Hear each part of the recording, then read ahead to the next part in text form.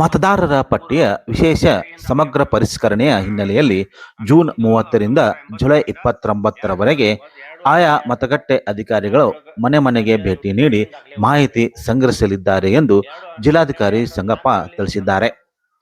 ಅವರು ಜಿಲ್ಲಾಡಳಿತ ಭವನದಲ್ಲಿ ಪತ್ರಿಕಾಗೋಷ್ಠಿಯಲ್ಲಿ ಮಾತನಾಡುತ್ತಾ, ಜಿಲ್ಲೆಯಲ್ಲಿ 7 ಮತಕ್ಷೇತ್ರ ಒಳಗೊಂಡಂತೆ ಒಟ್ಟು 1785 ಮತಗಟ್ಟೆಗಳು ಇದ್ದು, ಪ್ರತಿ ಮತಗಟ್ಟೆಗೆ ಓರ್ವ ಮತಗಟ್ಟೆ ಅಧಿಕಾರಿ ಹಾಗೂ ಪ್ರತಿ 10 ರಿಂದ 12 ಮತಗಟ್ಟೆ ಮಟ್ಟದ ಅಧಿಕಾರಿಗಳ ಮೇಲೆ ಓರ್ವ ಸೂಪರ್ವೈಸರ್ ನೇಮಕ ಮಾಡಲಾಗಿದೆ.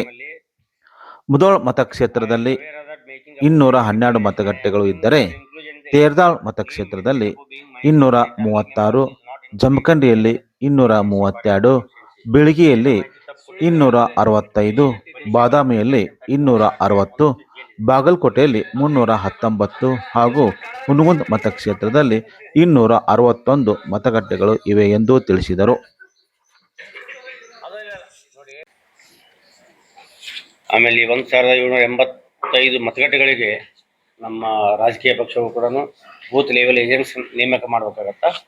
ಅವರು ಅದರಲ್ಲಿ ಕಾಂಗ್ರೆಸ್ ಮತ್ತು ಬಿಜೆಪಿ ಎರಡೂ ರಾಷ್ಟ್ರೀಯ ಪಕ್ಷಗಳು ನೇಮಕ ಮಾಡಿದ್ದಾರೆ. BSP ಮತ್ತು ಆಮ್ ಆದ್ಮಿ ಪಾರ್ಟಿ ಮತ್ತು JDS ಕೂಡ ಮನವಿ ಮಾಡಿದ್ದಾರೆ ಅವರು ಸಲ್ಲಿಸಬೇಕಂತ. ಇವರಿಬ್ಬರದು ಮಾತ್ರ ಆಗಿದೆ.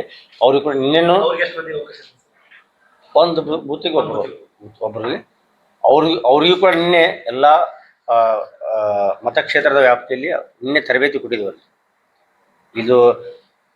ಇದೊಂದು ಏನಪ್ಪಾ ಅಂದ್ರೆ ನಮ್ದು ಈ ಸ್ಪೆಷಲ್ ಇಂಟೆನ್ಸಿವ್ ರಿವಿಷನ್ ಸಮಿತಿ ಏನಿದೆಲ್ಲ, ಇದನ್ನ ಮತದಾರರು ಒಂದು ಒಳಗೊಂಡಿರ್ತಾರ, ರಾಜಕೀಯ ಪಕ್ಷಗಳು BLAs ಇರ್ತಾರ, ನೆಕ್ಸ್ಟ್ ಚುನಾವಣೆ ಸಿಬ್ಬಂದಿ 3 ಮಂದಿ ಎಲ್ಲರೂ ಒಳಗೊಂಡಂತೆ ಪಾರದರ್ಶಕವಾಗಿ ನಾವು ಮತದಾರ ಪಟ್ಟಿ ಸಿದ್ಧಪಡಿಸುವ ಪ್ರಕ್ರಿಯೆ ಅಂತ ಇದು ಮಾಡ್ತಾ ಇದ್ದೇವೆ.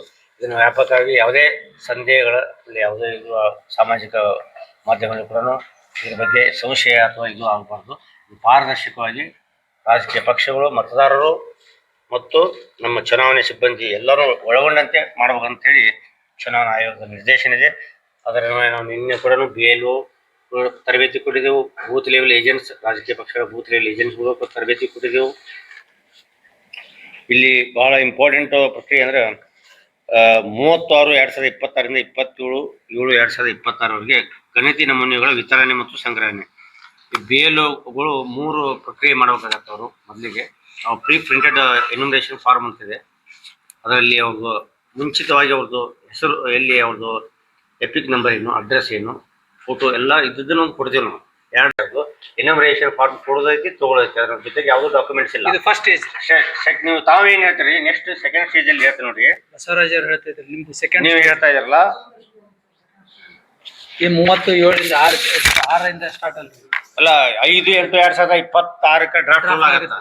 ಅದಾದ ನಂತರ period of filing claims and objections 5/8ರಿಂದ ಇದೆಯಲ್ರಿ. ದಾಖಲೆ ಕೊಡಬೇಕ. ಈಗ ಯಾರು ಕೊಡಬೇಕು ದಾಖಲೆ ಅಂತ ಕೇಳ್ತಾರೆ. ಹೌದು, ಅವಾಗೂ ಹೇಳ್ತೀನಿ. ಈಗ ಯಾರ ದಾಖಲೆಗಳು ಮ್ಯಾಪಿಂಗ್ ಆಗ್ಲಾರ್ದೊಂದು ನಾಟ್ ಅವೈಲೇಬಲ್ ಇಂದ ಮ್ಯಾಪಿಂಗ್ ಅಥವಾ ಮಿಸ್ ಮ್ಯಾಚ್ ತಪ್ಪು, ಈಗ ಫಾರ್ ಎಕ್ಸಾಂಪಲ್ ಮಿಸ್ ಮ್ಯಾಚ್ ತಪ್ಪಾಗಿರ್ತಲ್ಲ, ಅಂತವ್ರು ಮಾತ್ರ ದಾಖಲೆಗಳು ಕೊಡ್ಬೇಕು. ಎಲ್ಲರೂ ದಾಖಲೆಗಳು ಕೊಡೋ ಅವಶ್ಯಕತೆ ಇಲ್ಲ.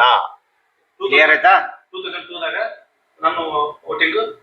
ತಂದೆ ಹೆಸರು ಇರುತ್ತೆ, ಈ ಕಡೆ ಗಂಡ ಆಗಿ ಇರ್ತೈತಿ, ಸ್ವಲ್ಪ ಆತರ ಡಿಸ್ಕ್ರಿಪೆನ್ಸಿ ಇದೆ, ಲಾಜಿಕಲ್ ಇದೆ. ಆಮೇಲೆ 15 ವರ್ಷ ಇರುತ್ತೆ ತಂದೆ ಮಗನ ವ್ಯತ್ಯಾಸ, ಅದು ತಪ್ಪು. ಮುತ್ತಾಜ್ಜ ಮೊಮ್ಮಗನಿಗೆ 40 ವರ್ಷ ಅಂದ್ರೆ ಡಿಸ್ಕ್ರಿಪೆನ್ಸಿ. ಆಮೇಲೆ ಗಂಡ ತಂದೆ. ಇವಾಗ ತಾವು ಫಸ್ಟ್ ಮೊದಲನೇ ಹಂತದಲ್ಲಿ ನಾವು ಏನ್ ಮಾಡ್ತೇವೆ, ಎನ್ಯುಮರೇಷನ್ ಫಾರ್ಮ್ ಕೊಟ್ಬಿಟ್ಟು ವಾಪಸ್ ತಗೊಂತೇವೆ. ಯಾರ್ಯಾರು ಮ್ಯಾಪ್ ಆಗಿದೆ ಅಲ್ರಿ, ಇಲ್ಲಿ ಇದೆ ನೋಡಿ. ERO ಅಂದ್ರೆ ಎಲೆಕ್ಟ್ರಲ್ ರಿಜಿಸ್ಟ್ರೇಷನ್ ಆಫೀಸರ್. ನಮ್ಮಲ್ಲಿ ಟೋಟಲ್ ಪ್ರತಿ ಮತಕ್ಷೇತ್ರಗೊಬ್ಬರು ERO ಅಂತ ಮಾಡಿದ್ರು. ಬಾಗಲಕೋಟೆ ವಿಧಾನಸಭಾ ಕ್ಷೇತ್ರಕ್ಕೆ ಯಾರದಾರ, ಮುಧೋಳಕ್ಕೆ ಚಿಕ್ಕಪ್ಪ ನಾಯಕ್ ಅಂತ ನಮ್ಮ ಇವ್ರು ಅದಾರ, ERO ಅದಾರಿ.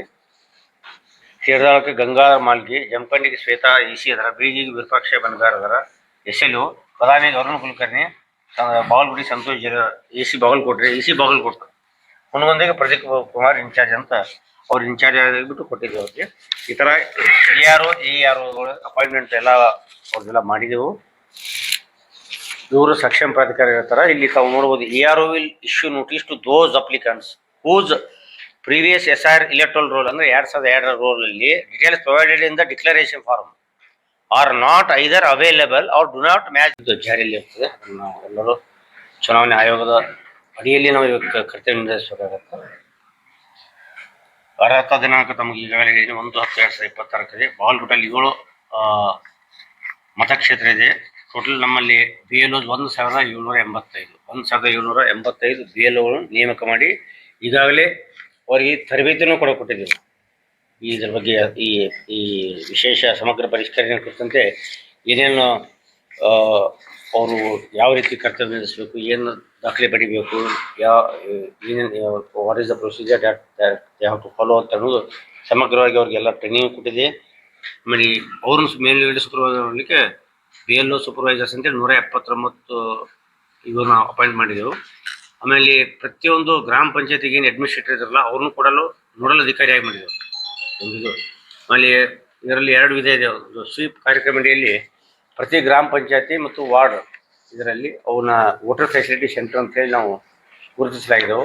ಯಾರ ಮತದಾರರು ತಮ್ಮ ಸಂದೇಹ ಏನು ಸಲಹೆ ಹೇಳಿದ್ರು ಕೂಡ ಅಲ್ಲಿ ಕೊಡಬಹುದು ಅಲ್ಲಿ ಬೇರು.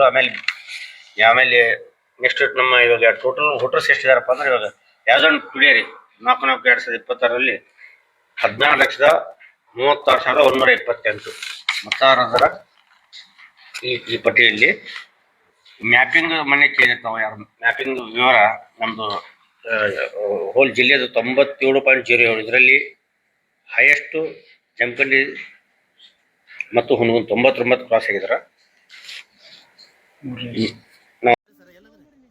ವಿಶ್ವ ಪರಿಸರ ದಿನಾಚರಣೆ ಅಂಗವಾಗಿ ಬಾಗಲಕೋಟೆ ಪಟ್ಟಣ ಅಭಿವೃದ್ಧಿ ಪ್ರಾಧಿಕಾರ ಹಾಗೂ ಕೃಷ್ಣಾ ಭಾಗ್ಯ ಜಲ ನಿಗಮದ ಅರಣ್ಯ ವಿಭಾಗದ ಆಲಮಟ್ಟಿ ಇವರ ಸಹಯೋಗದಲ್ಲಿ ಸಸಿ ನೆಡುವ ಕಾರ್ಯಕ್ರಮ ಹಮ್ಮಿಕೊಳ್ಳಲಾಗಿತ್ತು. ನವನಗರದ ಸೆಕ್ಟರ್ ನಂಬರ್ 33ರಲ್ಲಿ ಹಮ್ಮಿಕೊಂಡಿರುವಂಥ ಈ ಕಾರ್ಯಕ್ರಮಕ್ಕೆ BTDಯ ಮುಖ್ಯ ಇಂಜಿನಿಯರ್ ಚಂದ್ರಹಾಸ್ ಬಂಡಿ ಅವರು ಸಸಿಗೆ ನೀರು ಹಾಕುವ ಮೂಲಕ ಚಾಲನೆ ನೀಡಿದರು. ನಂತರ ಮಾತನಾಡಿದ ಅವರು, ಪರಿಸರ ದಿನಾಚರಣೆಯನ್ನು ಕೇವಲ ಒಂದು ದಿನಕ್ಕೆ ಸೀಮಿತಗೊಳಿಸದೆ ನಿರಂತರವಾಗಿ ಪರಿಸರ ಸಂರಕ್ಷಣೆ ಹಾಗೂ ಸ್ವಚ್ಛತಾ ಕಾರ್ಯಕ್ರಮಗಳನ್ನು ಹಮ್ಮಿಕೊಳ್ಳಲಾಗುವುದು ಎಂದು ತಿಳಿಸಿದರು. ಪ್ಲಾಸ್ಟಿಕ್ ಬಳಕೆಯನ್ನು ಕಡಿಮೆ ಮಾಡಬೇಕು.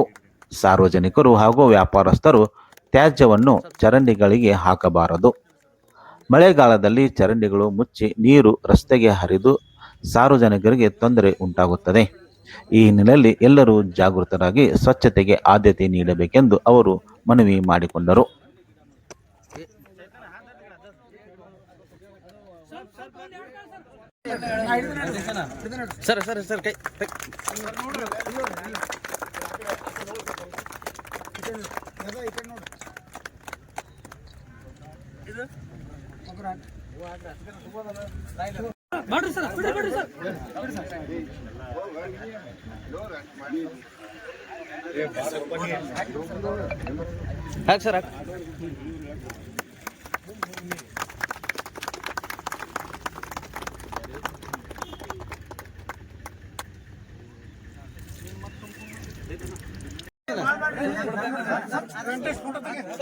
ಸರ ನಡು ಆಟ ಬರ್ಬೇಡ್ರಿ.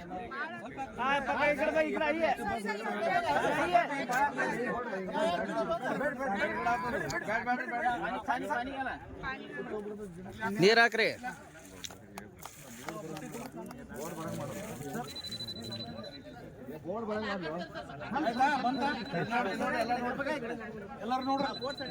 ಜೂನ್ 5 ಪರಿಸರ ದಿನಾಚರಣೆಯ ದಿನವನ್ನು ನಾವು ಆಚರಿಸ್ತಾ ಇದ್ದೇವೆ. ಈಗ ಹಿರಿಯ ನಾಗರಿಕರು ಮತ್ತು ನಮ್ಮ BTD ವತಿಯಿಂದ ಮತ್ತು ಕೃಷ್ಣಾ ಭಾಗ್ಯ ನಿಗಮ ಅರಣ್ಯ ಸಹಭಾಗಿತ್ವದಲ್ಲಿ ನಾವು ಪರಿಸರ ದಿನಾಚರಣೆಯನ್ನು ವಿಜೃಂಭಣೆಯಿಂದ ಆಚರಿಸ್ತೀವಿ. ನಾವು ಇದನ್ನು ಬರೀ ಒಂದೇ ದಿನ ಆಚರಣೆ ಮಾಡಿ ಬಿಡೋದಿಲ್ಲ.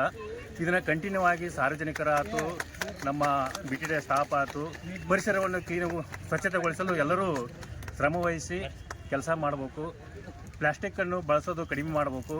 ಪ್ಲಾಸ್ಟಿಕ್ಕನ್ನು ಡ್ರೈನಲ್ಲಿ ಹಾಕೋದಾಗಲಿ ಅಥವಾ ಡ್ರೈನ್ ಚುಕ್ಕಪ್ಪ ಆತು ಅಂದರೆ ಮಳೆಗಾಲದಾಗ ನೀರು ಹೊರಗೆ ಬಂದು ಎಲ್ಲರಿಗೂ ಸಾರ್ವಜನಿಕರಿಗೆ ತೊಂದರೆ ಕೊಡ್ತದೆ. ಯಾರೇ ವ್ಯಾಪಾರಸ್ಥರು ಇರ್ಬೋದು ಅಥವಾ ಬೇರೆ ಮನೆಯವರು ಇರ್ಬೋದು, ಯಾವುದೋ ವಸ್ತುಗಳನ್ನು ಡ್ರೈನಾಗಿ ತಂದು ಹಾಕಬಾರ್ದು. ಇದು ನಮ್ಮ ಕಳಕಳಿಯ ವಿನಂತಿ. ಸಾರ್ವಜನಿಕರನ್ನ ಎಲ್ಲರೂ ಸಹಕರಿಸಬೇಕು. ಪರಿಸರ ದಿನಾಚರಣೆಯನ್ನು ಒಂದೇ ದಿನ ಆಗಿ ಮಾಡೋಂಗಲ್ಲ.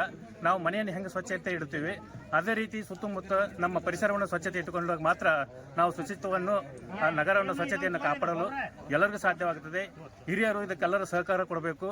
ಎಲ್ಲ ಮುನ್ಸಿಪಾಲ್ಟಿ ಮೆಂಬರ್ಗಳು ಮತ್ತು ಹಿರಿಯರು ಮತ್ತು ಸಾರ್ವಜನಿಕರು ಎಲ್ಲರೂ ಸಹಕಾರದಿಂದ ಕೆಲಸ ಮಾಡಿದಾಗ ಮಾತ್ರ ನಾವು ಪರಿಸರ ಶುಚಿತ್ವವನ್ನು ಕಾಪಾಡಲು ಸಾಧ್ಯವಾಗುತ್ತದೆ. ಈ ಸಂದರ್ಭದಲ್ಲಿ ಎಲ್ಲರಿಗೂ ನಮಸ್ಕರಿಸುತ್ತಾ ಈ ಕಾರ್ಯಕ್ರಮ ಯಶಸ್ವಿಗೊಳಿಸಿದ್ದಕ್ಕಾಗಿ ತಮ್ಮೆಲ್ಲರಿಗೂ ಧನ್ಯವಾದಗಳು. ಸರ್, ಎಷ್ಟು ಗಿಡಗಳನ್ನ ನೆಡ್ತಾ ಇದ್ರಿ, ಎಲ್ಲೆಲ್ಲಿ ಮಾಡ್ತಾ ಇದ್ರಿ? ಈಗ ನಾವು ಕಾರ್ಯಕ್ರಮ ಇದನ್ನು 68ನೇ ಸೆಕ್ಟರಲ್ಲಿ ಮಾಡ್ತಾ ಇದ್ವಿ. ಇದನ್ನ ಕಾರ್ಯಕ್ರಮ ಹಂಗೆ ಮುಂದುವರಿಸ್ತಾರೆ. ನಾವು ಇನ್ನೂ ಅಧ್ಯಕ್ಷರು ಬರ್ತಾ ಇದ್ದಾರೆ. ಅವರು ಬಂದಮೇಲೆ ಕಾರ್ಯಕ್ರಮನ ಕಂಟಿನ್ಯೂ ನಾವು ಮಾಡ್ತೀವಿ. ಎಲ್ಲೆಲ್ಲಿ ಅವಶ್ಯಕತೆ ಐತಿ, ಎಲ್ಲೆಲ್ಲಿ ಜಾಗ ಇದೆ, ನಾವು ಇವರು ಅರಣ್ಯ ಇಲಾಖೆಯ ಏನೋ ಸಹಭಾಗಿತ್ವದಲ್ಲಿ ನಾವು ಈ ಕೆಲಸ ಮಾಡ್ತೀವಿ. ಮುಂದೆ ಎಲ್ಲರ ಜಾಗ ಇತ್ತಂದ್ರೆ ನಮ್ಮ ಸ್ಟಾಫನ್ನು ಕರೆಸಿ ಎಲ್ಲೇ ಖುಲ್ಲ ಜಾಗ ಐತಿ ಇವ್ರಿಗೆ ಅರಣ್ಯ ಇಲಾಖೆಯವ್ರಿಗೆ ಹೇಳಿ ನಾವು ಅದನ್ನ ಗಿಡ ನೆಡೆಸುವ ಕಾರ್ಯಕ್ರಮ ಮಾಡ್ತೀವಿ.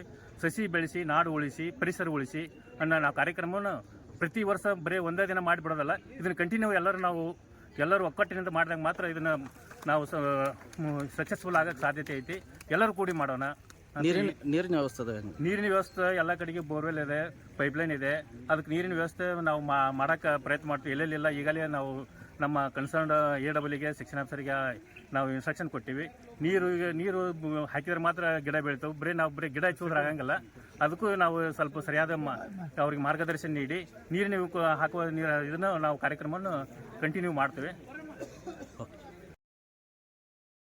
ಬಾಗಲಕೋಟೆ ನಗರದ ಲಯನ್ಸ್ ಸ್ಕೂಲಿನಲ್ಲಿ ವಿಶ್ವ ಪರಿಸರ ದಿನಾಚರಣೆ ಅಂಗವಾಗಿ ಪರಿಸರ ದಿನಾಚರಣೆ ಕಾರ್ಯಕ್ರಮ ಹಮ್ಮಿಕೊಳ್ಳಲಾಗಿತ್ತು.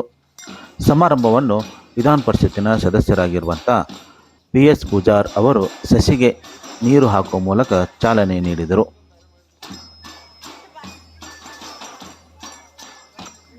ಈ ಸಂದರ್ಭದಲ್ಲಿ ಶಾಲಾ ಆವರಣದಲ್ಲಿ ವಿವಿಧ ಸ್ಥಳದಲ್ಲಿ ಸಸಿ ನೆಟ್ಟು ಸಂರಕ್ಷಣೆ ಮಾಡುವ ಜೊತೆಗೆ ಪರಿಸರ ಬಗ್ಗೆ ಜಾಗೃತಿ ಮೂಡಿಸಲಾಯಿತು. ನಂತರ ಸಮಾರಂಭದಲ್ಲಿ ವಿಧಾನ ಪರಿಷತ್ತಿನ ಸದಸ್ಯರಾಗಿರುವಂಥ PS ಪೂಜಾರ್ ಮಾತನಾಡಿ, ಪರಿಸರ ಬೆಳೆಸಲು ವಿದ್ಯಾರ್ಥಿಗಳು ಹೆಚ್ಚು ಆಸಕ್ತಿ ತೋರಬೇಕಾಗಿದೆ. ಮುಂದಿನ ದಿನಮಾನದಲ್ಲಿ ಪರಿಸರ ಉಳಿಸುವುದೇ ದೊಡ್ಡ ಸವಾಲು ಆಗಲಿದೆ. ಈ ನಿಟ್ಟಿನಲ್ಲಿ ವಿದ್ಯಾರ್ಥಿಗಳು ಪ್ರತಿಯೊಂದು ತಮ್ಮ ಮನೆ ಹಾಗೂ ಸುತ್ತಮುತ್ತ ಆವರಣದಲ್ಲಿ ಪರಿಸರ ಬೆಳೆಸಬೇಕು. ವಿದ್ಯಾರ್ಥಿಗಳು, ನಾಗರಿಕರು ಹಾಗೂ ಸಾರ್ವಜನಿಕರ ಸಹಕಾರದಿಂದ ಮಾತ್ರ ಸ್ವಚ್ಛ ಪರಿಸರ ನಿರ್ಮಾಣ ಸಾಧ್ಯ. ವಿದ್ಯಾರ್ಥಿಗಳು ತಮ್ಮ ಮನೆಯ ಸ್ವಚ್ಛತೆ ಹೇಗೆ ಇಟ್ಟುಕೊಳ್ಳುತ್ತಾವೆ ಅದೇ ಮಾದರಿಯಲ್ಲಿ ಸುತ್ತಮುತ್ತಲಿನ ಪರಿಸರವನ್ನು ಸ್ವಚ್ಛವಾಗಿ ಇಡುವ ಮೂಲಕ ಪರಿಸರ ಸಂರಕ್ಷಣೆ ಮಾಡಬೇಕಾಗುವುದು ಅಗತ್ಯವಿದೆ ಎಂದು ವಿಧಾನ ಪರಿಷತ್ತಿನ ಸದಸ್ಯರಾಗಿರುವಂಥ PS ಪೂಜಾರ್ ತಿಳಿಸಿದರು.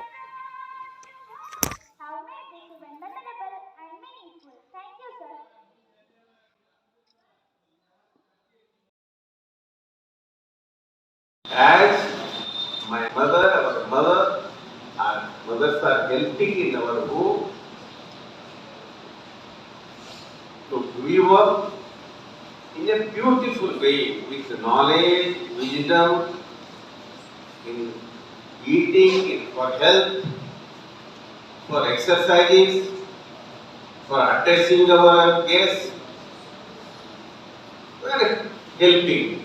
My mother in my home is doing all her efforts to bring up in a beautiful way, neatly dressing, studying, giving respect to the elders, all guests, whoever comes to our home, like that. So, our art is also mother for all of us. So, it is when we help in our home, is it not our bounded duty to help the mother? Or where we are living all of us as brothers, as sisters.